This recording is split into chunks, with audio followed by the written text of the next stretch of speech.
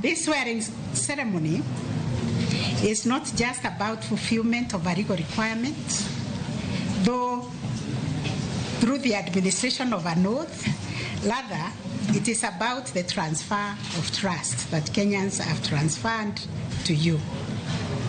In you now resides the solemn responsibility to safeguard one of the most sacred rights in our Constitution, the right of every Kenyan to participate in free, fair, and credible elections, as enshrined in Article 38 of the Constitution.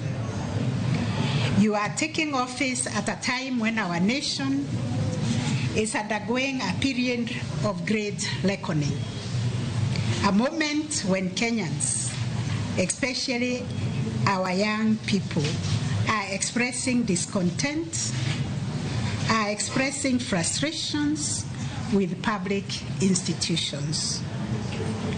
The cry from every corner of our nation is for integrity. The cry from every corner is for transparency, accountability, and justice.